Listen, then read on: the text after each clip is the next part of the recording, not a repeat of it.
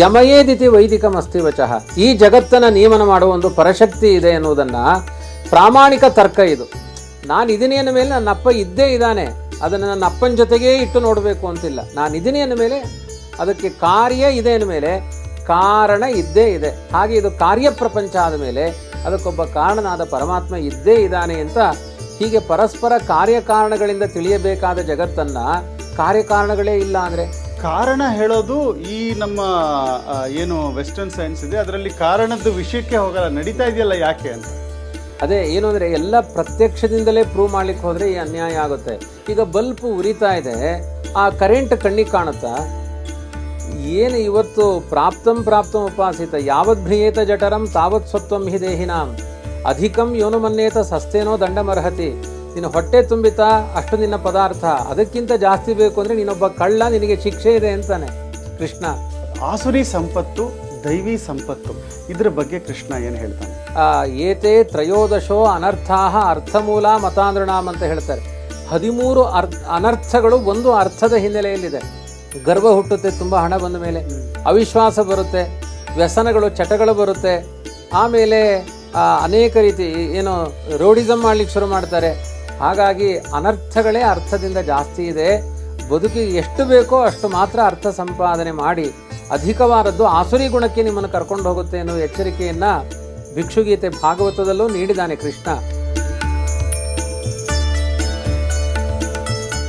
ಅಧಿಕ ಮಾಸ ಪುರುಷೋತ್ತಮನ ಬಗ್ಗೆ ತಿಳ್ಕೊಳ್ತಾ ಇದ್ದೀವಿ. ಈ ಭಗವದ್ಗೀತೆಯ ಯಾತ್ರೆಯಲ್ಲಿ ಇವತ್ತು ನಾವೆಲ್ಲಿದ್ದೀವಿ ಬನ್ನಿ ನೋಡೋಣ.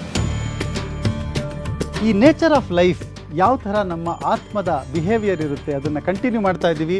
ಚಾಪ್ಟರ್ 16 ಎಪಿಸೋಡ್ 14 ದೈವಾಸುರ ಸಂಪತ್ ಯೋಗ ಕಂಟಿನ್ಯೂ ಆಗ್ತಾ ಇದೆ. ದೈವಿ ಸಂಪತ್ತೇನು, ದೈವಿಕ್ ನೇಚರ್ ಏನು, ಇದನ್ನು ಇವತ್ತಿನ ಎಪಿಸೋಡಲ್ಲಿ ತಿಳ್ಕೊಳ್ಳೋಣ. ತುಂಬ ಇಂಟ್ರೆಸ್ಟಿಂಗ್ ಆಗಿದೆ, ಬನ್ನಿ ನೋಡೋಣ. ವೇದಿಕ್ ವೆಲ್ನೆಸ್ನ ಈ ವಿಶೇಷ ಸರಣಿಗೆ ನಿಮಗೆಲ್ಲ ಸ್ವಾಗತ. ಅಧಿಕ ಮಾಸದ ಪರ್ವಕಾಲದಲ್ಲಿ ನಾವು ಭಗವದ್ಗೀತೆಯನ್ನು ಪ್ರತಿದಿನ ನೋಡ್ತಾ ಇದ್ದೀವಿ. ಬನ್ನಿ ಇವತ್ತಿನ ಸೆಷನ್ನಲ್ಲಿ ನಮಗೋಸ್ಕರ ಕೃಷ್ಣ ಏನು ಹೇಳ್ತಾನೆ ನೋಡೋಣ. ದೈವೋ ವಿಸ್ತರಶ ಪ್ರೋಕ್ತ ಆಸುರಂ ಪಾರ್ಥಮೇಶುಣು. 26 ಗುಣಗಳ ಮೂಲಕ ಒಂದು ಪಟ್ಟಿ ಮಾಡಿ ದೈವಿ ಗುಣಗಳನ್ನು ಹೇಳಿದ್ದೇನೆ. ಆಸುರಿ ಗುಣಗಳನ್ನು ಇನ್ನೂ ಹೇಳಬೇಕು ಅಂತ ಇದೆ ನನಗೆ, ಹೇಳ್ತೇನೆ ಕೇಳು ಅಂತ ಅವರಿಗೆ ಯಾವುದು ಒಳ್ಳೆಯ ಸತ್ಕರ್ಮ ಯಾವುದು ಕೆಟ್ಟ ಕರ್ಮ ಅನ್ನುವ ಅಂದಾಜು ಮಾಡಲಿಕ್ಕೆ ಬರಲ್ಲ ಅಂತಾರೆ. ಆಸುರಿ ಗುಣದವರಿಗೆ ಇನ್ನೊಬ್ಬರನ್ನು ಹೊಡೆಯುವುದು ಅವರಿಗೆ ಸತ್ಕರ್ಮ ಅಂತಲೇ ತೋರುತ್ತೆ. ಅವರಿಗೆ ಶೌಚ ಇರಲ್ಲ. ಆಸುರಿ ಸ್ವಭಾವದವರಿಗೆ ಕ್ಲೀನಿಂಗ್ ಮೇಂಟೆನ್ಸ್ ಯಾವುದೂ ಇರಲ್ಲ ಅವ್ರದ್ದು. ನಚ ಆಚಾರ, ಒಳ್ಳೆಯ ಬಾಯಲ್ಲಿ ಮಾತುಗಳು, ಒಳ್ಳೆಯ ಸದಾಚಾರ, ಇದು ಯಾವುದೂ ಇರೋದಿಲ್ಲ. ಅಸತ್ಯಂ ಅಪ್ರತಿಷ್ಠಂತೆ ಜಗದಾಹುರನೀಶ್ವರಂ. ಆಸುರಿ ಗುಣದ ನೋಡಿ, ಅವರಲ್ಲಿ 1000 ದೋಷಗಳಿರಲಿ, ಎಲ್ಲದಕ್ಕಿಂತ ಹೆಚ್ಚು ಅಂದರೆ ಜಗತ್ತನ್ನು ಹಾಳು ಮಾಡುವ ಚಿಂತನೆಗಳನ್ನು ಹೊತ್ತುಕೊಂಡಿರ್ತಾರವರು. ಪ್ರಧಾನವಾಗಿ ಕೃಷ್ಣ ಇಲ್ಲಿ ತಿಳಿಸಿ ಹೇಳ್ತಾನೆ, ಅಸತ್ಯಂ ಅಪ್ರತಿಷ್ಠಂತೆ ಜಗದಾಹುರನೀಶ್ವರಂ. ಜಗತ್ತನ್ನೆಲ್ಲ ಮಿಥ್ಯಾ ಅಂತ ಹೇಳ್ತಾರೆ ಅಂತ. ಅಂದರೆ ಈ ಪ್ರಧಾನವಾಗಿ ಆಸುರಿ ಗುಣವನ್ನು ಏನಂತ ಕರೆದಿದ್ದಾನೆ ಅಂದರೆ, ದೇವರು ಮಾಡಿದ ಸೃಷ್ಟಿಯನ್ನು ಸುಳ್ಳು ಅಂತ ಹೇಳೋದು. ಒಂದು ರೀತಿ ಇದೆಲ್ಲ ಮಾಯಾವಾದವನ್ನೇ ಹೇಳ್ತಾ ಇರೋದು ಅಂತ ಮಧ್ವಾಚಾರ್ಯರು ಸಮಗ್ರವಾಗಿ ಇದಕ್ಕೆ ವ್ಯಾಖ್ಯಾನ ಮಾಡಿದ್ದಾರೆ. ಜಗಚ್ಚಕ್ರವನ್ನು ಒಪ್ಪಲ್ಲ. ಅಪರಸ್ಪರ ಸಂಭೂತಂ ಕಿಮನ್ಯತ್ ಕಾಮಹೇತುಕಂ, ಅಂದರೆ ಅವಿದ್ಯಾಜನ್ಯವಾದದ್ದು ಜಗತ್ತು. ಕಾಮಹೇತುಕ ಅಂದರೆ ಒಂದು ಅವಿದ್ಯ, ನಮ್ಮ ತಲೆಯಲ್ಲಿರುವಂತಹ ಒಂದು ಅಜ್ಞಾನದ ಕೂಸು ಈ ಜಗತ್ತು. ವಾಸ್ತವಿಕವಾಗಿ ನಾನು ಇಲ್ಲ, ನೀನು ಇಲ್ಲ, ಜಗತ್ತು ಯಾವುದೂ ಇಲ್ಲ. ಅಪರಸ್ಪರ ಸಂಭೂತಂ, ಹಿಂದೆ 3ನೇ ಅಧ್ಯಾಯದಲ್ಲಿ ಜಗಚ್ಚಕ್ರವನ್ನು ಹೇಳಿದೆವು. ಅಂದರೆ ವೇದಗಳಿಂದ ಸಿದ್ಧನಾದ ಬ್ರಹ್ಮನಿಂದ ಈ ವೃಷ್ಟಿಗಳು ಉಂಟಾಗುತ್ತೆ, ದೇವತೆಗಳಿಗೆ ಪ್ರೇರಣೆ ಮಾಡ್ತಾನೆ, ದೇವತೆಗಳು ವೃಷ್ಟಿ ಉಂಟು ಮಾಡ್ತಾರೆ, ಆ ವೃಷ್ಟಿಯಿಂದ ಏನು ಸಸ್ಯಗಳ ಸಮೃದ್ಧಿ, ಅದರಿಂದ ಜೀವರಾಶಿಗಳ ಸೃಷ್ಟಿಯಾಗುತ್ತೆ. ಹಾಗಾಗಿ ನಾವು ಯಜ್ಞ ಮಾಡಿದರೆ ಆ ಮಳೆ ಬರುತ್ತೆ. ಆ ಮಳೆ ಬರಬೇಕಾದ್ರೆ ವೇದ ಮಂತ್ರಗಳ ಆಧಾರ, ಅದಕ್ಕೆ ನಿಯಾಮಕನಾದ ಭಗವಂತ ಅಂತ. ಹೀಗೆ ಪರಸ್ಪರ ಕಾರ್ಯಕಾರಣದ ಸಂಬಂಧವನ್ನು ಹೇಳಿದ್ದಾರೆ. ಇವರು ಅದನ್ನು ತಪ್ಪಿಸ್ತಾರೆ. ಅದು ಯಾವುದೋ ಕಾರಣ ಅಲ್ಲ, ಯಜ್ಞಕ್ಕೂ ಅದಕ್ಕೂ ಏನು ಸಂಬಂಧ? ನಾಸ್ತಿಕ್ಯವಾದ. ಏನು ಬೇಕಾಗಿಲ್ಲ, ಯಾವ ವೇದಗಳು ಬೇಕಾಗಿಲ್ಲ, ಕಣ್ಣಿಗೆ ಕಾಣದೇ ಇರುವ ಸ್ವರ್ಗ ನರಕ ಯಾವುದೂ ಇಲ್ಲ, ನಾನೇ ಜಗತ್ತು ಅಷ್ಟೇ. ಈ ಜಗತ್ತು ಕಣ್ಣಿಗೆ ಕಾಣ್ತಾ ಇರೋದೆಲ್ಲ ಸುಳ್ಳು, ಏನೋ ಭ್ರಮೆ. ಆ ಹಗ್ಗವನ್ನು ನೋಡಿ ಹಾವು ಅಂತ ನಾವು ಭ್ರಮಿಸಿಕೊಂಡಾಗಿ ಈ ಜಗತ್ತು ಅಂತ. ಹೀಗೆ ಜಗತ್ತಿನ ಬಗ್ಗೆ ತುಂಬ ಕೆಟ್ಟ ಮಾತುಗಳನ್ನು ಆಡ್ತಾರೆ ಅಂತ ಕೃಷ್ಣ ನೇರವಾಗಿ ಇಲ್ಲಿ ಹರಿಹಾಯ್ದಿದ್ದಾನೆ. ಅಪರಸ್ಪರ ಸಂಭೂತಂ ಅಸತ್ಯಂ ಅಪ್ರತಿಷ್ಠಂತೆ ಜಗದಾಹುರಣೀಶ್ವರಂ. ಈ ಜಗತ್ತಿಗೆ ಒಬ್ಬ ದೇವ ಬೇಕಾಗಿಲ್ಲ. ಯಾವ ಸ್ವಾಮಿಯಿಂದಲೂ ಮಿಥ್ಯಾಭೂತವಾದ ಸೃಷ್ಟಿಗೆ ಯಾವ ಕುಂಭಾರ ಬೇಕಾಗಿದೆ? ತಪ್ಪಾದ ಮಡಿಕೆ, ಸುಳ್ಳಾದ ಮಡಿಕೆಗೆ ಒಬ್ಬ ಕುಂಭಾರ ಬೇಕಾ? ಜಗತ್ತೇ ಸುಳ್ಳು ಅಂದ ಮೇಲೆ ಸೃಷ್ಟಿಕರ್ತನೂ ಸುಳ್ಳು ಅನ್ನುವ ವಾದ ಇದರಲ್ಲಿದೆ. ಇದು ತುಂಬ ಅಸದ್ವಾದ ಅಂತ ಕೃಷ್ಣ ಬೈದಿದ್ದಾನೆ. ಯಾಕೆಂದರೆ ಭಗವದ್ಗೀತೆಯಲ್ಲಿ ಪ್ರಧಾನವಾಗಿ ಭಕ್ತಿ ಸಿದ್ಧಾಂತ ಹೇಳಿದ್ದಾರೆ. ಒಬ್ಬ ದೇವನೇ ಇಲ್ಲ ಅಂದರೆ ಭಕ್ತಿ ಹೇಗೆ? ನೀನೇ ದೇವರಾದರೆ ನಿನ್ನಲ್ಲಿ ಏನು ಆ ಭಕ್ತಿ ಏನು? ಅದು ಅಹಂಕಾರ ಅಭಿಮಾನಗಳೇ ಹೊರತು ಭಕ್ತಿ ಎನ್ನುವ ಶಬ್ದದಿಂದ ಯಾಕೆ ಹೇಳಬೇಕು? ಎಲ್ಲಿ ಸ್ವಾಮಿ ಇದ್ದಾನೆ ಅವನ ಭೃತ್ಯ ನಾನು ಅಂದಾಗ ಭಕ್ತಿಗೆ ಅವಕಾಶ. ಆದ್ದರಿಂದ ದೊಡ್ಡ ಕೃಷ್ಣನ ಮೂಲಭೂತವಾದ ಸಿದ್ಧಾಂತಕ್ಕೆ ಕೊಳ್ಳಿ ಇಡುವ ಚಿಂತನೆ ಯಾವುದು ಅಂದರೆ ಜಗತ್ತಿಗೆ ಸೃಷ್ಟಿಕರ್ತನೇ ಇಲ್ಲ ಅನ್ನುವ ಚಿಂತನೆ, ಅಥವಾ ನಾನೇ ದೇವರು ಅನ್ನುವ ಚಿಂತನೆ. ಇದು ತುಂಬ ತಪ್ಪಾಗಿ ಬಿಡುತ್ತೆ, ಭಕ್ತಿ ಸಿದ್ಧಾಂತಕ್ಕೆ ಮಾರಕವಾಗುತ್ತೆ ಎನ್ನುವುದು ಕೃಷ್ಣನ ದೃಷ್ಟಿಕೋನ ಇದೆ. ಇದೆಲ್ಲವೂ ಕೂಡ ಆಸುರಿ ಗುಣದಲ್ಲಿ ಪರ್ಯವಸಾನವಾಗುತ್ತೆ. ಏತಾಂ ದೃಷ್ಟಿಂ ಅವಷ್ಟಭ್ಯ ನಷ್ಟಾತ್ಮಾನಃ ಅಲ್ಪಬುದ್ಧಯ. ಅವರ ಬುದ್ಧಿ ವಿಶಾಲವಾಗಿ ಯೋಚನೆ ಮಾಡಲೇ ಇಲ್ಲ. ಇಷ್ಟು ದೊಡ್ಡ ಜಗತ್ತಿದೆ, ಕಾರ್ಯಕಾರಣ ಜಗತ್ತು, ಪ್ರತಿದಿನ ನೋಡ್ತಾ ಇದ್ದೇವೆ. ಸುಮ್ಮನೆ ಜಗತ್ತು ನಿರ್ಮಾಣವಾಗುತ್ತಾ? ಎಷ್ಟು ಕ್ರಮಬದ್ಧವಾಗಿದೆ. ಕೆಲವರೆಲ್ಲ ಡಾರ್ವಿನ್ ವಿಕಾಸವಾದ ಹೇಳಿದರು, ಬಿಗ್ ಬ್ಯಾಂಗ್ ಥಿಯರಿ ಹೇಳಿದರು, ಹೆಂಗೆಂಗೋ ಅದೆಲ್ಲ ಅಪರಸ್ಪರ ಸಂಭೂತಂ. ಈ ಅಂಶಗಳು ಎಲ್ಲ ಇಲ್ಲಿ ನಿಂದನೆ ಮಾಡಿದ್ದಾನೆ ಕೃಷ್ಣ. ಕೆಲವರು ಹೇಳ್ತಾರೆ ತನ್ನಿಂದ ತಾನೇ ಸಿಡಿದಾಗಿದ್ದು ಈ ಜಗತ್ತು ಅಂತ. ಅದೆಲ್ಲವೂ ಕೂಡ ಅಪ್ರಾಮಾಣಿಕವಾದ ಚಿಂತನೆ. ಯಾಕೆಂದರೆ ಯಾವುದೇ ಒಂದು ವಸ್ತುವಿನಲ್ಲಿ ವ್ಯವಸ್ಥೆ ಇದೆ ಅಂತ ಆದರೆ ಅದಕ್ಕೊಬ್ಬ ನಿಯಾಮಕನಾಗೋ ವ್ಯಕ್ತಿ ಇರ್ತಾನೆ. ಅದಕ್ಕೊಂದೆರಡು ದೃಷ್ಟಾಂತ, ಇದು ಪ್ರಧಾನ ಅಂಶ ಆದ್ದರಿಂದ ಒಂದೆರಡು ನಿಮಗೆ ಆ ದೃಷ್ಟಾಂತವನ್ನು ಹೇಳ್ತೇನೆ. ಮಧ್ವಾಚಾರ್ಯ ಹೇಳ್ತಾರೆ, ಒಂದು ಬೂಂದಿ ಕಾಳು ಹೋಗ್ತಾ ಇದೆ ಅಂದರೆ ಅದನ್ನು ಎಳ್ಕೊಂಡು ಹೋಗೋ ಒಂದು ಇರುವೆ ಇದೆ. ನಮ್ಮ ಕಣ್ಣಿಗೆ ಬೂಂದಿ ಕಾಳು ಕಾಣಿಸ್ತಾ ಇದೆ, ಇರುವೆ ಕಾಣಿಸ್ತಾ ಇಲ್ಲ. ಆದರೂ ನಮ್ಮ ತರ್ಕ ಏನಿದೆ ಅಂದರೆ ಜಡವಾದ ಬೂಂದಿ ಕಾಳಿಗೆ ನಡ್ಕೊಂಡು ಹೋಗ್ಲಿಕ್ಕಾಗಲ್ಲ, ಅದಕ್ಕೊಂದು ಚೇತನದ ಸಹಾಯ ಬೇಕು ಅನ್ನುವ ಎಚ್ಚರ ಇದೆ. ಹಾಗೆ ಇಷ್ಟು ಸುಂದರವಾದ ಜಗತ್ತೇನಿದೆ ಇದು ಜಡ, ಇದು ನಡೀತಾನೇ ಇದೆ. ಕ್ರಮ ಪ್ರಕಾರ ಸೂರ್ಯೋದಯ ಆಗುತ್ತೆ, ಚಂದ್ರೋದಯ ಆಗುತ್ತೆ, ಗಾಳಿ ಬೀಸುತ್ತೆ, ಮಳೆ ಬರುತ್ತೆ, ವಾತಾವರಣ ನಿರ್ಮಾಣವಾಗುತ್ತೆ, ಬಿಸಿಲು ಬರುತ್ತೆ, ಚಳಿಗಾಲ ಬರುತ್ತೆ. ಎಷ್ಟು ವ್ಯವಸ್ಥಿತವಾದ ಜಗತ್ತು ಸಾಗುತ್ತಾ ಇದೆ ಪ್ರಕೃತಿಯಲ್ಲಿ. ಇಷ್ಟೆಲ್ಲ ಇದ್ದಾಗ ಯಮಯೇದಿತಿ ವೈದಿಕಮಸ್ತಿ ವಚಃ, ಈ ಜಗತ್ತನ್ನು ನಿಯಮನ ಮಾಡುವ ಒಂದು ಪರಶಕ್ತಿ ಇದೆ ಎನ್ನುವುದನ್ನು ಪ್ರಾಮಾಣಿಕ ತರ್ಕ ಇದು. ನಾನು ಇದೀನಿ ಅಂದ ಮೇಲೆ ನನ್ನ ಅಪ್ಪ ಇದ್ದೇ ಇದ್ದಾನೆ, ಅದನ್ನು ನನ್ನ ಅಪ್ಪನ ಜೊತೆಗೇ ಇಟ್ಟು ನೋಡಬೇಕು ಅಂತಿಲ್ಲ. ನಾನು ಇದೀನಿ ಅಂದ ಮೇಲೆ ಅದಕ್ಕೆ ಕಾರ್ಯ ಇದೆ ಅಂದಮೇಲೆ ಕಾರಣ ಇದ್ದೇ ಇದೆ. ಹಾಗೆ ಇದು ಕಾರ್ಯಪ್ರಪಂಚ ಆದಮೇಲೆ ಅದಕ್ಕೊಬ್ಬ ಕಾರಣನಾದ ಪರಮಾತ್ಮ ಇದ್ದೇ ಇದ್ದಾನೆ ಅಂತ. ಹೀಗೆ ಪರಸ್ಪರ ಕಾರ್ಯಕಾರಣಗಳಿಂದ ತಿಳಿಯಬೇಕಾದ ಜಗತ್ತನ್ನು ಕಾರ್ಯಕಾರಣಗಳೇ ಇಲ್ಲ ಅಂದರೆ, ಅಪರಸ್ಪರ ಸಂಭೂತ ಅಂದರೆ. ಈಗ ನಮಗೆ ಸೈನ್ಸಲ್ಲಿ ಏನಾಗುತ್ತೆ ಆಚಾರ್ಯ, ನಾವೇನೇನು ಓದಿರ್ತೀವಿ ಸ್ಕೂಲಲ್ಲಿ, ಇಲ್ಲಿ ಎಲ್ಲ ಈಗ ಸೂರ್ಯನ ಸುತ್ತ ಭೂಮಿ ಸುತ್ತ ಇದೆ, ಭೂಮಿ ಸುತ್ತ ಚಂದ್ರ ಸುತ್ತ, ಇದೆಲ್ಲ ಹೇಳ್ತಾರೆ ಅವರು. ಎಕ್ಸಾಕ್ಟ್ ಈ ಸ್ಯಾಟಲೈಟ್ಗಳು ಬಿಡ್ತಾರೆ, ಅಷ್ಟೆಲ್ಲ ಆಸ್ಟ್ರೋಫಿಸಿಕ್ಸಲ್ಲಿ ಎಲ್ಲನೂ ಮಾಡ್ತಾರೆ. ಅಲ್ಲಿ ಬರೀ ಕಾರ್ಯ ಹೇಳ್ತಾರೆ, ಕಾರಣ ಹೇಳೋದು ಈ ನಮ್ಮ ಏನು ವೆಸ್ಟರ್ನ್ ಸೈನ್ಸ್ ಇದೆ ಅದರಲ್ಲಿ ಕಾರಣದ ವಿಷಯಕ್ಕೆ ಹೋಗಲ್ಲ, ನಡೀತಾ ಇದೆಯಲ್ಲ ಯಾಕೆ ಅಂತ. ಅದೇ ಏನು ಅಂದರೆ ಎಲ್ಲ ಪ್ರತ್ಯಕ್ಷದಿಂದಲೇ ಪ್ರೂವ್ ಮಾಡ್ಲಿಕ್ಕೆ ಹೋದರೆ ಈ ಅನ್ಯಾಯ ಆಗುತ್ತೆ. ಈಗ ಬಲ್ಪು ಉರಿತಾ ಇದೆ, ಆ ಕರೆಂಟ್ ಕಣ್ಣಿಗೆ ಕಾಣುತ್ತಾ? ಅದು ಅನುಭವ. ಕರೆಂಟ್ ಅನ್ನುವುದು ಮುಟ್ಟಿ ನೋಡಿದಾಗ ಗೊತ್ತಾಗುತ್ತೆ. ಕಣ್ಣಿನಿಂದ ಕರೆಂಟ್ ಇದೆಯಾ ಇಲ್ವಾ ಗೊತ್ತಾಗುತ್ತಾ? ನಾವು ಲೈಟ್ ಉರಿತಾ ಇದೆಯಾ ನೋಡು, ಕರೆಂಟ್ ಬಂತಾ ನೋಡು, ಎಲ್ಲ ಲೈಟನ್ನು ನೋಡ್ತೇವೆ, ಕರೆಂಟ್ ನೋಡ್ಲಿಕ್ಕೆ ಎಲ್ಲ ಆಗುತ್ತೆ. ದೇವರು ಕರೆಂಟ್ ಕಣ್ಣಿಗೆ ಕಾಣಲ್ಲ. ಕಾರ್ಯಪ್ರಪಂಚ ಬಲ್ಪು, ಅದು ಕಣ್ಣಿಗೆ ಕಾಣಿಸ್ತಾ ಇದೆ, ಅದು ಉರಿತಾ ಇದೆ ಅಂದರೆ ಕರೆಂಟ್ ಇದೆ ಅಂತ ಅರ್ಥ. ಇದನ್ನು ಕಣ್ಣಿಗೆ ಕಾಣುವುದನ್ನು ಮಾತ್ರ ಸತ್ಯ ಅಂತ ಪ್ರೂವ್ ಮಾಡ್ಲಿಕ್ಕೆ ಹೋದ ವಿಜ್ಞಾನ ಪ್ರಪಂಚ ಅದರಲ್ಲಿ ಸೋಲ್ತಾ ಇದೆ. ಅದಕ್ಕೋಸ್ಕರ ಮಧ್ವಾಚಾರ್ಯರು ವಿಜ್ಞಾನ ಪ್ರಪಂಚದ ಬಗ್ಗೆಯೂ ಒಂದು ಮಾತನ್ನು ಹೇಳ್ತಾರೆ, ಲೋಕಾರ್ಥಂ ಶಾಸ್ತ್ರ ಯಾತಿ ನಿರಯಂ ನಾತ್ರ ಸಂಶಯ ಅಂತ. ಅಂದರೆ ನೀವು ಲೋಕದ ವಿಜ್ಞಾನವಾದವನ್ನೇ ಇಟ್ಟುಕೊಂಡು ಮುಂದೆ ಸಾಗುತ್ತಾ ಇದ್ದರೆ ಶಾಸ್ತ್ರಗಳಿಗೆಲ್ಲ ಅಪಚಾರ ಆಗುತ್ತೆ, ಪುರಾಣ ವೇದ ಇತಿಹಾಸಗಳಿಗೆಲ್ಲ ಅಪಚಾರ ಆಗುತ್ತೆ, ನಿನಗೆ ಅನರ್ಥವೇ ಆಗುತ್ತೆ, ಜಾಗ್ರತೆ ಅಂತ ಎಚ್ಚರಿಸಿದ್ದಾರೆ. ಹಾಗಾಗಿ ಇದೊಂದು ಬಿಸ್ಕೆಟ್ ಪ್ಯಾಕ್ ಕೊಟ್ಟು ಬಂಗಾರದ ಮಾಲೆಯನ್ನು ಮಾರಿಕೊಂಡ ಹಾಗೆ ವಿಜ್ಞಾನ ಪ್ರಪಂಚಕ್ಕೆ ವಶ ಆಗತಾ ನಮ್ಮ ಸನಾತನ ಸಂಸ್ಕೃತಿ ಧರ್ಮ ಭಗವದ್ಗೀತೆಗಳನ್ನೆಲ್ಲ ಕಳ್ಕೊಳ್ತಾ ಇದ್ದೇವೆ. ಆಕ್ಚುಲಿ ನೀವು ಹೇಳ್ತಿರೋದು ಆಲ್ರೆಡಿ ಆಗ್ತಾ ಇದೆ. ಇರಾನ್ US ವಾರ್ ನಡೀತಾ ಇದೆ. ಇವರು ನ್ಯೂಕ್ಲಿಯರ್ ಇಟ್ಕೋಬಾರ್ದು ಅಂತ ಅವ್ರು ಅಂದ್ರೆ ಎಲ್ಲರಿಗೂ ಅವ್ರು ಅಲ್ಲಿರೋ ಆಯಿಲ್ ಎಲ್ಲ ಇವ್ರು ತಗೊಂಡ್ಬಿಡ್ಬೇಕು, ಆ ದೇಶನ ವಶ ಮಾಡ್ಕೋಬೇಕು. ಆ ವೆನ್ಜುವೆಲಾನ್ ವಶ ಮಾಡ್ಕೊಂಡ್ರು US ಹೋಗಿ. ಈಗ ಇವ್ರನ್ನ ಅಂದ್ರೆ ಅದಕ್ಕೆ ಎಂಡೇ ಇಲ್ಲ. ಇವ್ರ ಹತ್ರ ಎಷ್ಟು ನ್ಯೂಕ್ಲಿಯರ್ ಇದೆ, ಅದೇ ಇವ್ರ ಹತ್ರ 3000 kg ನ್ಯೂಕ್ಲಿಯರ್ ಬಾಂಬ್ ಇದ್ರೆ ಅವ್ರ ಹತ್ರ 5000 kg. ಅದೇನಾದ್ರೂ ಬಿದ್ರೆ ಇಡೀ ದೇಶ ನಾಶ. ಅದೇ ಆದರೆ ಇಂಥ ವ್ಯಕ್ತಿಗಳಿಂದ ಈ ಜಗತ್ತು ಹೀಗೆ ಅವ್ಯವಸ್ಥೆಯ ದಾರಿಗೆ ಹೋಗಿಬಿಡುತ್ತೆ. ಒಬ್ಬ ನಿಯಾಮಕನಾದ ಭಗವಂತ ಇಲ್ಲ ಅಂದರೆ ಇಂಥ ಅವ್ಯವಸ್ಥೆಗಳಿಗೆ ಸಾವಿರ ಕಾರಣ ಆಗಿಬಿಡುತ್ತೆ. ಮತ್ತು ಅದನ್ನು ಎಲ್ಲ ಅವರು ತಿಳ್ಕೊಂಡ ಹಾಗೆ ಎಲ್ಲ ನಡೆಯಲ್ಲ. 2 ದಿನದಲ್ಲಿ ನಾಶ ಮಾಡಿಬಿಡ್ತೀವಿ ಅಂತ ಹೊರಟವರು ತಿಂಗಳಾದರೂ ನಾಶ ಮಾಡಲಿಕ್ಕೆ ಆಗ್ತಾ ಇಲ್ಲ ಅಂದರೆ ಅವರಲ್ಲೂ ಒಂದು ಅಸ್ವಾತಂತ್ರ್ಯ ಇದೆ ಅನ್ನೋದು ನಿಶ್ಚಯ.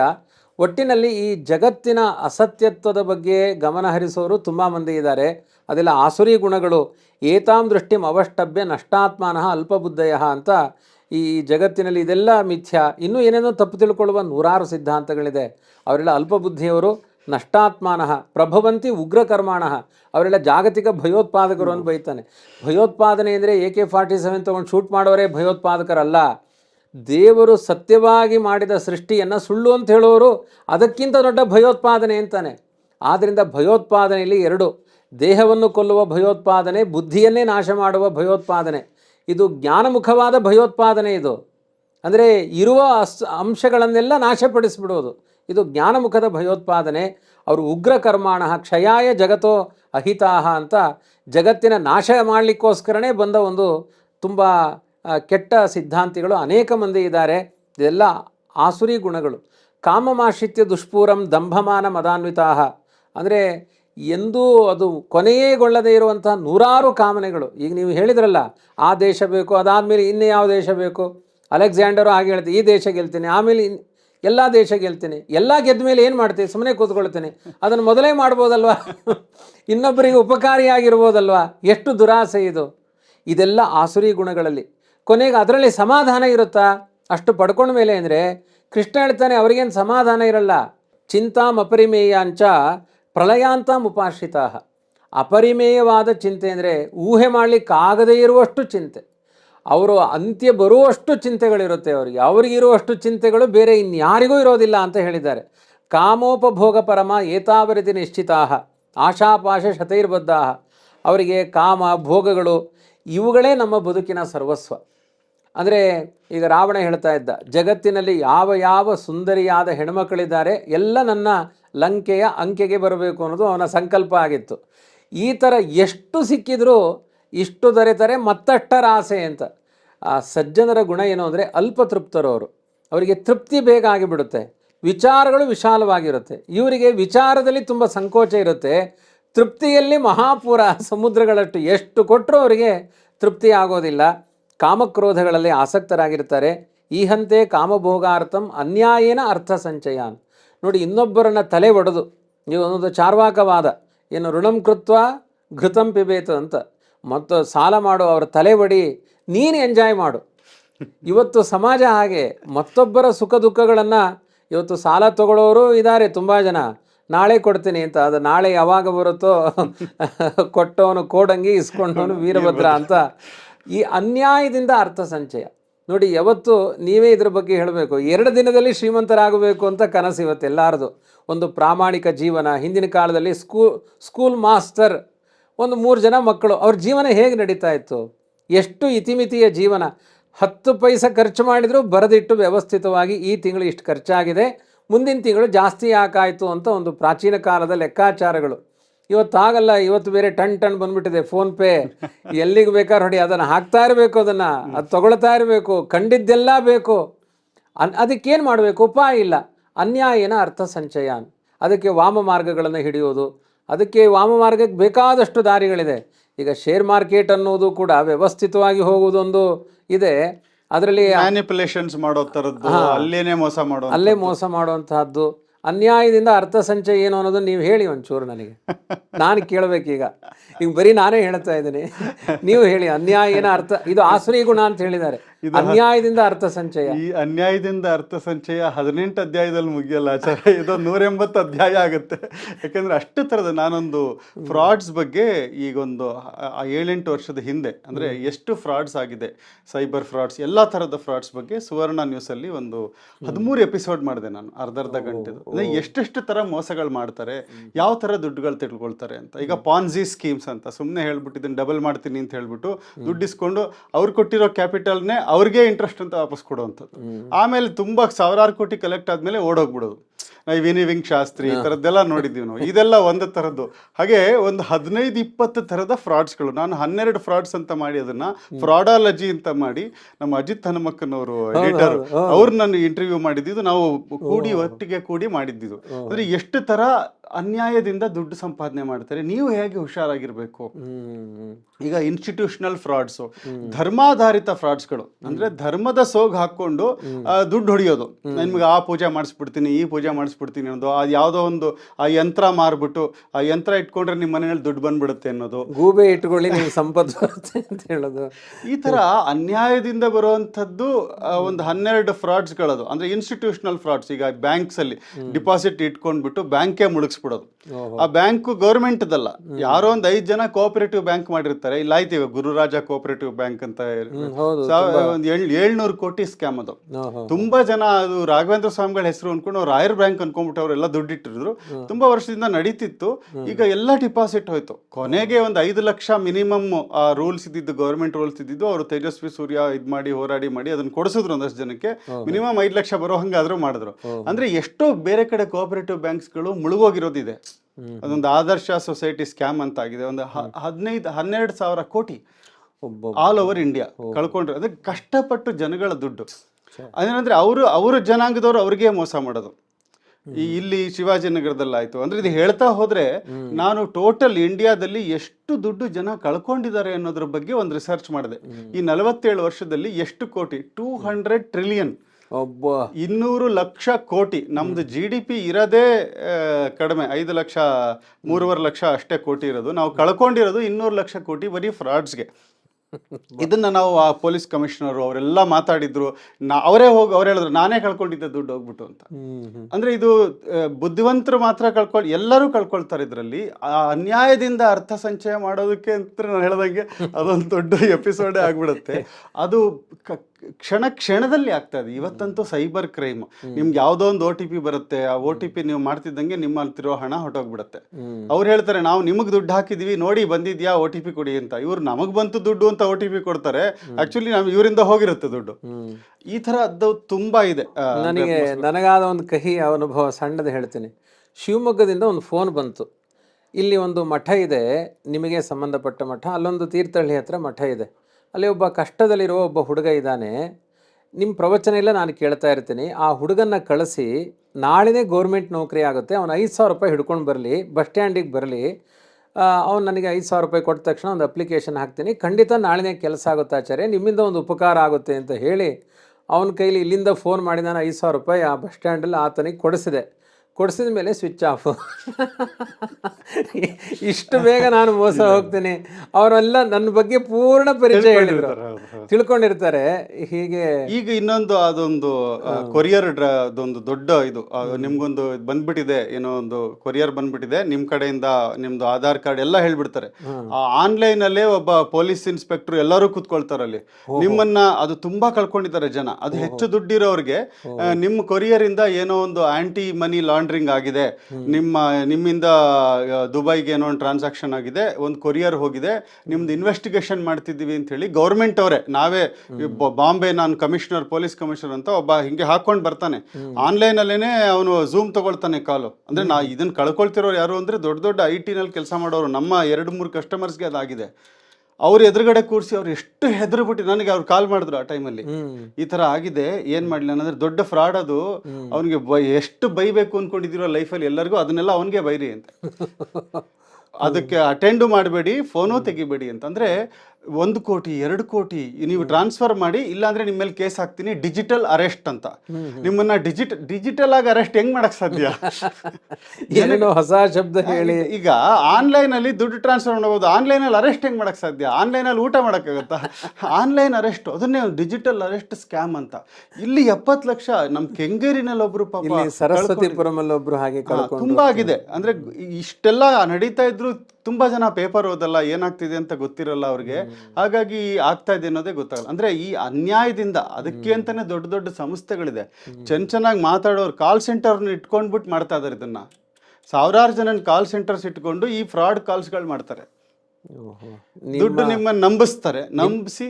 ನಿಮ್ಮ ಅರ್ಥಗೀತೆ ಕೇಳ್ತಾ ಇದ್ರೆ ನಮಗೆ ಭಯ ಉಂಟಾಗ್ತಾ ಇದೆ. ಇಲ್ಲ ಇಲ್ಲ, ಅಭಯ ಅನ್ನೋದು ತುಂಬಾ ಭಯವೇ ಅಂದ್ರೆ ನಾವು ಫೋನ್ಗೆ ಆನ್ಸರ್ ಮಾಡಬಾರ್ದು, ಅನ್ನೋನ್ ನಂಬರ್ಸ್ಗಳನ್ನ ಮಾಡಬಾರ್ದು. ನಮ್ಮನ್ನ ಮೂಲಭೂತವಾದ ಫೋನ್ ನಂಬರ್ ಏನಿದೆ ಅದನ್ನ ನಾವು ಜಾಸ್ತಿ ಎಲ್ಲ ಟ್ರಾನ್ಸಾಕ್ಷನ್ಸ್ಗೆ ಕೊಡಬಾರ್ದು. ಅದಕ್ಕೆ ಬೇರೆ ನಂಬರ್ ಇಟ್ಕೋಬೇಕು. ಫೈನಾನ್ಸ್ ಈಗ ಬ್ಯಾಂಕಲ್ಲಿ ಕೊಡೋ ನಂಬರ್ಗಳು, ನಾವು ಸೋಷಿಯಲ್ ಮೀಡಿಯಾಗೆ ಯೂಸ್ ಮಾಡೋ ನಂಬರು ಒಂದೇ ಇರಬಾರ್ದು. ಬ್ಯಾಂಕ್ ಅಕೌಂಟ್ ಲಿಂಕ್ ಇರಬಾರ್ದು. ಆ ಇರೋ ನಂಬರ್ ಯಾರಿಗೂ ಶೇರ್ ಮಾಡಬಾರ್ದು. ಅದು ಮಾಡಿದ್ರೆ ನಿಮ್ಗೆ ಸೇಫ್. ಯಾಕಂದ್ರೆ ಇದಕ್ಕೆ ಬಂದ್ರು ಲಿಂಕ್ ಆಗಿಲ್ದೇ ಇದ್ರೆ ಅವ್ರೇನೋ ದುಡ್ಡು ತಗೊಳಕ್ಕಾಗಲ್ಲ. ಆಮೇಲೆ ಎಮೋಷನಲಿ ನೀವೇ ಟ್ರಾನ್ಸ್ಫರ್ ಮಾಡೋಂಗ್ ಮಾಡ್ತಾರೆ. ಅನ್ನೋನ್ ವ್ಯಕ್ತಿಗಳಿಂದ ನಾವು ಯಾವುದೇ ಕರೆನ ಸ್ವೀಕರಿಸಬಾರ್ದು. ಸ್ವೀಕರಿಸಿದ್ರೆ ನಂಬಬಾರ್ದು. ಏನುವೆ ನೀವು ಹೇಳಿದ್ರಿ, ಅವರು ನಿಮಗೆ ಕಾಲ್ ಮಾಡ್ಬಿಟ್ಟು ಕೇಳಿದ್ರು, ಹಂಗೆ ನಂಬಿಸ್ತಾರೆ. ಯಾಕಂದ್ರೆ ಅವ್ರ ಹತ್ರ ಇವತ್ತು ಎಲ್ಲಾರ್ದು ಇನ್ಫಾರ್ಮೇಶನ್, ಯಾವುದು ಸೆಕ್ಯೂರಿಟಿ ಅನ್ನೋದೇ ಇಲ್ಲ ಇಂಡಿಯಾದಲ್ಲಿ. ನಿಮ್ಗೆ ಎಲ್ಲ ಇನ್ಫಾರ್ಮೇಶನ್ ದುಡ್ಡು ಕೊಟ್ರೆ ಅವನ್ನೆಲ್ಲ ಟ್ರಾನ್ಸ್ಫರ್ ಮಾಡ್ಬಿಡ್ತಾರೆ. ನಮ್ದೆಲ್ಲ ಆಧಾರ್ ನಂಬರ್ಗಳು ಎಲ್ಲ ಪ್ರತಿಯೊಂದು ಯಾವ್ದು ಎಲ್ಲರಿಗೂ ಸಿಗೋತರ. ಅಂದ್ರೆ ದುಡ್ಡು ಕೊಟ್ಟು ಬೇಕು ಕರಪ್ಟ್ ಪೀಪಲ್ ಅವ್ರಿಗೆ ಸಿಗುತ್ತದು. ಅವ್ರಿಗೆ ಸಿಕ್ಕರೆ, ಈಗ ನೀವು ಫೋನ್ ಮಾಡ್ಬಿಟ್ಟು ನಿಮ್ಮ ಮನೆ ಇದೆ ಅಲ್ವಾ, ಅಡ್ರೆಸ್ ಇದೆ ಅಲ್ವಾ, ನೀವು ಇದೆ ಅಲ್ವಾ ಅಂತಂದ್ರೆ ನೀವು ನಂಬ್ತೀರಾ, ಇವ್ನು ಯಾರೋ ಗೊತ್ತಿರೋನ್ ಇರ್ಬೇಕು ನನಗೆ ಅಂತ. ಸೊ ಆ ಥರದ್ದು ಮಾಡಿ ತುಂಬಾ ಅದು ಎಷ್ಟು ಬುದ್ಧಿ ಉಪಯೋಗಿಸ್ತಾರೆ ಬೇರೆಯವರಿಂದ ದುಡ್ಡು ಹೊಡೆಯೋದ್ರಲ್ಲಿ ಅಂದ್ರೆ ಮಹಾನ್ ಬುದ್ಧಿವಂತರವರು. ಅವರ ಬುದ್ಧಿವಂತಿಕೆಗೆ ನಮ್ಮ ಒಂದು ಮುಗ್ಧತೆ ಏನೇನೂ ಅಲ್ಲ. ಅದ್ರಲ್ಲಿ ಇದು ತುಂಬಾ ಜಾಸ್ತಿ ವಿಷಯಗಳು. ಅಂದ್ರೆ ಈಗ ಗೀತೆಯಲ್ಲಿ ಎಲ್ಲದರ ಬಗ್ಗೆಯೂ ಬೆಳಕು ಚೆಲ್ಲಿದಾನೆ ಕೃಷ್ಣ. ಆಸುರಿ ಗುಣಗಳ ಬಗ್ಗೆ ಗಮನ ಇಲ್ಲ ಅಂದ್ರೆ, ಈಗ ಮೋಕ್ಷಶಾಸ್ತ್ರವನ್ನು ಹೇಳ್ತಾ ಇದ್ದಾನೆ, ಯಾಕೆ ಹೇಳಬೇಕು?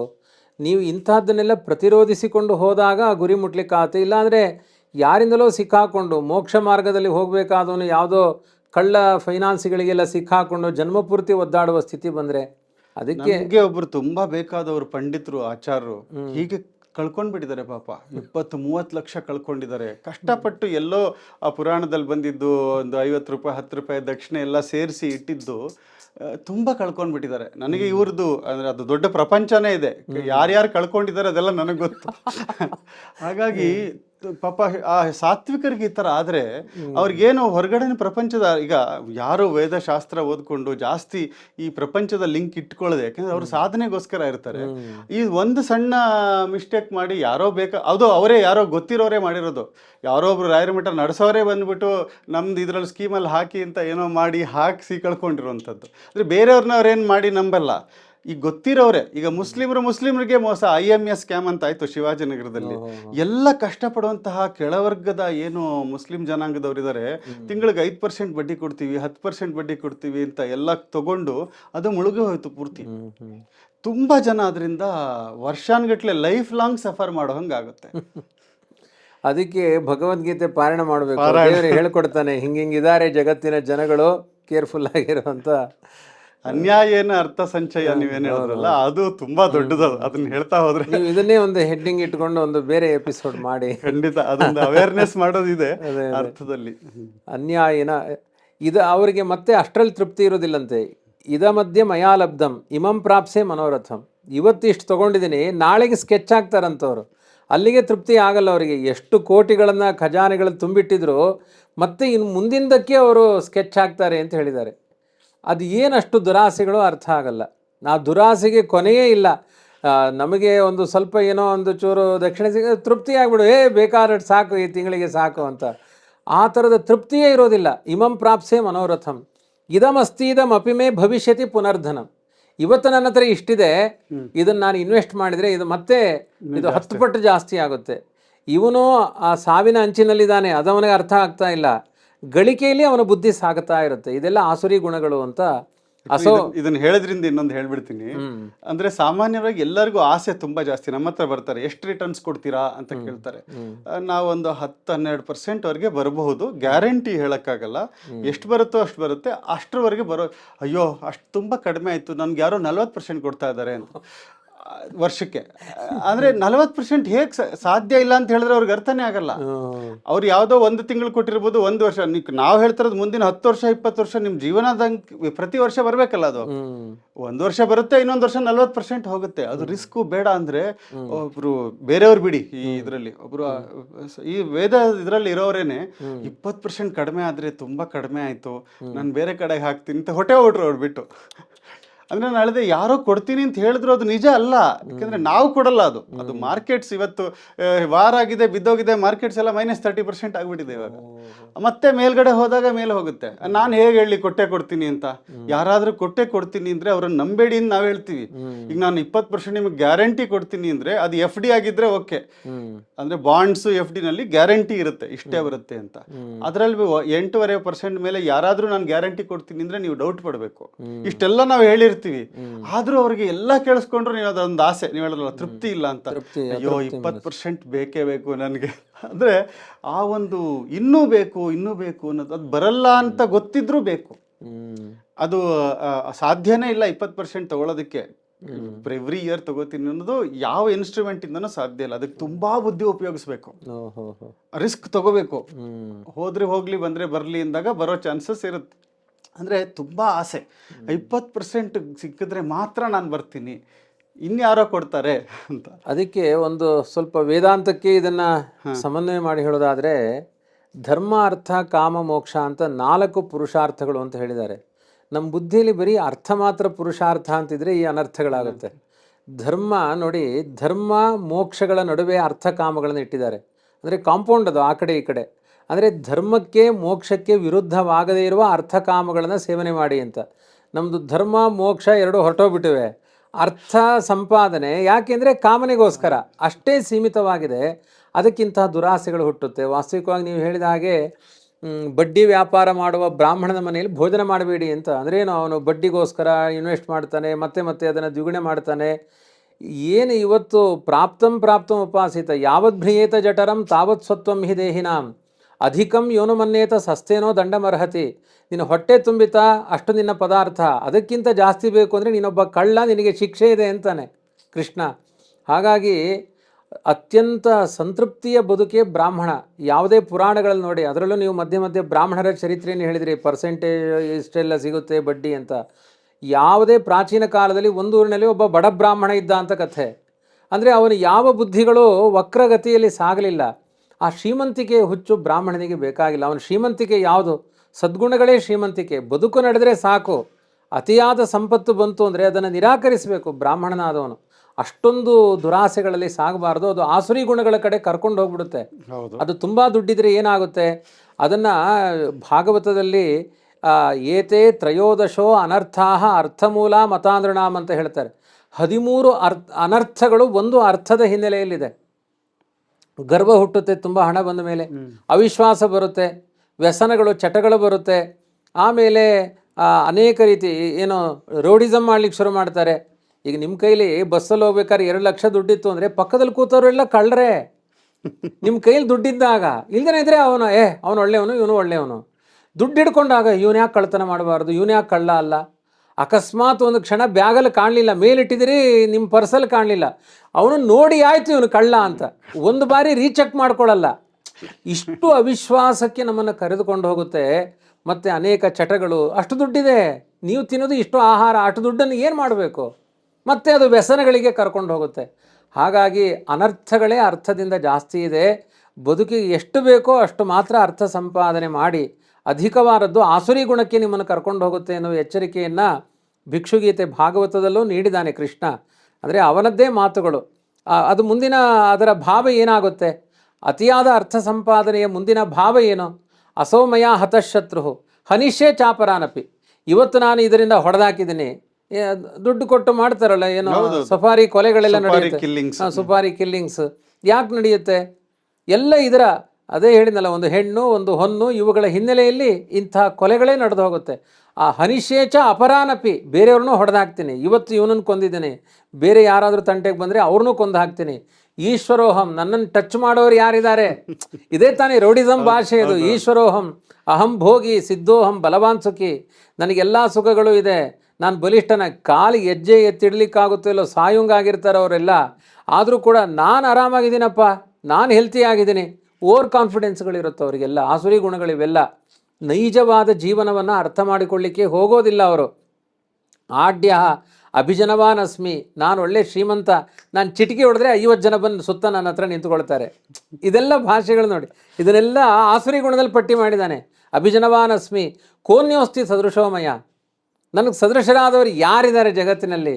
ಎಲ್ಲ ನನ್ನ ಚೇಲಾಗಳೇ ಅಂತ ಹೇಳಿಬಿಡ್ತಾರೆ. ಯಕ್ಷೆ, ಅವನಿಗೆ ಎಷ್ಟು ಬೇಕಷ್ಟು ದಾನ ಮಾಡ್ತೀನಿ. ದಾಸ್ಯಾಮಿ ಮೋದಿಶೆ, ಕೊಡಬೇಕಾ? ತಗೊಳ್ಳೋ, ಕೊಡೋ, ನನ್ನ ಪರ್ಸಲ್ಲಿದೆ, ಕೊಡೋ, ಅವರಿಗೆಲ್ಲ ಕೊಡೋ, ಹಂಚೋ. ಅಂದ್ರೆ ನಾನು ದೊಡ್ಡವನು ತೋರಿಸೋದಕ್ಕೆ ಅವ್ರಿಗೆ ಒಳ್ಳೆಯದಾಗಿ. ಅದಕ್ಕೆ ನಮ್ಮ ಎಷ್ಟು ಶುದ್ಧವಾದ ವೈದಿಕ ಮತ ಇದೆ ಅಂದರೆ, ಪ್ರತಿಯೊಂದು ಕೂಡ ದೇವರೇ ಭಗವತೋ ಬಲೇನ, ಭಗವತೋ ವೀರೇಣ, ಭಗವತಸ್ತೇಜಸ, ಭಗವತ ಕರ್ಮಣ, ಒಳಗಡೆ ನಿಂತು ಪ್ರೇರಣೆ ಮಾಡಿದವನು ಅವನು, ಕೊಟ್ಟವನು ಅವನು. ಈ ಸಂಪತ್ತು ನಾನೇನು ತರಲಿಲ್ಲ, ನಿನ್ನದು ಎಲ್ಲ ನಿಂದು ದೇವರೇ, ನೀನೇ ಕೊಟ್ಟಿದ್ದು, ನೀನು ಪ್ರೀತನಾಗು ಈ ಬ್ರಾಹ್ಮಣನ ಮೂಲಕ ಅಂತ ಸಂಕಲ್ಪ ಮಾಡಿ ಕೃಷ್ಣಾರ್ಪಣ ಮಾಡಿ, ಕೊನೆಗೆ ಅದರಲ್ಲಿ ಸಂಭ್ರಮ ಪಡಬಾರ್ದು. ಕೊಟ್ಟ ಮೇಲೆ ಯಾರೋ ಹೇಳ್ತಾರೆ, ಅಯ್ಯೋ ಅವತ್ತು ನೀವೊಂದು ರೇಷ್ಮೆ ಮಡಿ ಕೊಟ್ರಿ 10,000 ರೂಪಾಯಿದು, ಉಟ್ಕೊಂಡಿದ್ದೀನಿ ನೋಡಿ ಅಂತ.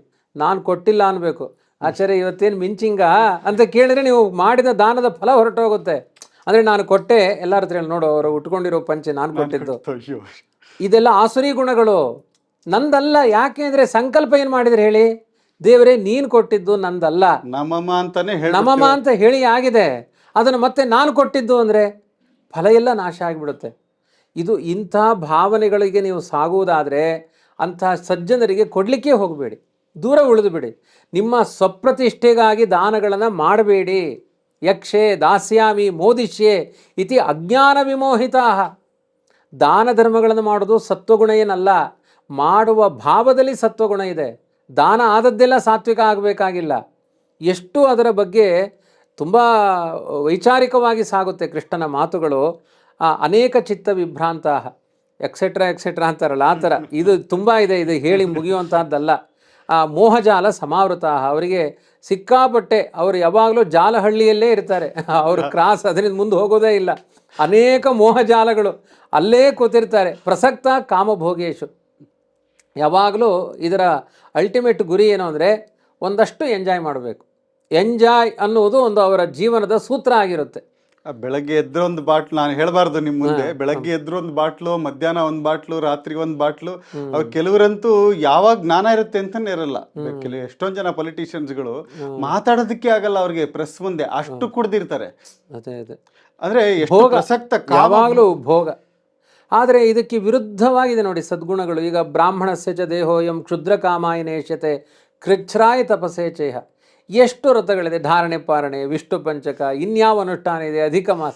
ಎಷ್ಟು ಸಾಧ್ಯವೋ ಅಷ್ಟು ದೇಹವನ್ನು ಸವೆಸಬೇಕು. ಇದು ಗಂಧದ ಕೊರಡು ಈ ದೇಹ. ಪರಮಾತ್ಮನ ಸೇವೆಗೆ ಸವೆದು ಹೋಗಬೇಕು. ಸವೆದು ಹೋಗುವಂತೆ ಜವನ ಬಾಧೆಯನ್ನು ಬಿಡಿಸೋ ಶ್ರೀ ತ್ರಿವಿಕ್ರಮ ಅಂತ ಪ್ರಾರ್ಥನೆ ಮಾಡ್ತಾರೆ. ನನ್ನ ದೇಹದಲ್ಲಿರುವ ಎಲ್ಲ ಕಷ್ಟಗಳು ಈ ದೇಹದಲ್ಲೇ ಸವೆದು ಹೋಗಬೇಕು. ಪ್ರಾರಬ್ಧವನ್ನು ಪ್ರಾರ್ಥನೆ ಮಾಡ್ತಾರೆ. ಕುಂತಿಯ ಪ್ರಾರ್ಥನೆ ಇಲ್ವ, ವಿಪದ ಸಂತೋನ ಶಾಶ್ವತ. ನಿಜವಾದ ಹರಿಭಕ್ತರ ಭಾವ, ದೇವರೇ ಏನೇನು ಕಷ್ಟ ಕೊಡಬೇಕೋ ಕೊಟ್ಟು ಬಿಡು, ಅದನ್ನು ನಾನು ಸ್ವಾಗತಿಸ್ತೇನೆ. ಇವ್ರಿಗೆ ಒಂದು ಕಷ್ಟವನ್ನು ಸಹಿಸ್ಕೊಳ್ಳಿಕ್ಕಾಗಲ್ಲ. ವೀಕ್ಷಕರೇ, ಇವತ್ತಿನ ಎಪಿಸೋಡ್ ನೋಡಿದ್ರಿ, ನಿಮಗೇನು ಅನ್ನಿಸ್ತು? ಯಾವ ಭಾಗ ಇಷ್ಟ ಆಯಿತು ಕಾಮೆಂಟ್ನಲ್ಲಿ ತಿಳಿಸಿ. ಮತ್ತೆ ನಾಳೆ ಭೇಟಿಯಾಗೋಣ. ಹರಿ ಓಂ. ವೀಕ್ಷಕರೇ, ಬಹಳ ಸಂತೋಷ ಆಗ್ತಾಯಿದೆ ನನಗೆ. ನಿಮ್ಮ ಹತ್ರ ಒಂದು ಹೊಸ ವಿಷಯನ ಇವಾಗ ಹಂಚ್ಕೊಳ್ತಾ ಇದ್ದೀನಿ. ನಿಮಗೆಲ್ಲ ಗೊತ್ತು, ವೇದಿಕ್ ವೆಲ್ನೆಸ್ ಕನ್ನಡ ಚಾನಲ್ನ ನೀವು ತುಂಬ ಸಪೋರ್ಟ್ ಮಾಡಿದ್ದೀರಾ. ಆದರೆ ಬಹಳಷ್ಟು ಜನ ನಮ್ಮನ್ನು ಕೇಳ್ತಾ ಇದ್ರು ಇಂಗ್ಲೀಷ್ನಲ್ಲಿ ಮಾಡಿ ಅಂತ. ಹಾಗಾಗಿ ನಿಮಗೋಸ್ಕರ ನಾವು ವೇದಿಕ್ ವೆಲ್ನೆಸ್ ಇಂಗ್ಲೀಷ್ ಚಾನಲ್ನ ಲಾಂಚ್ ಮಾಡಿದ್ದೀವಿ.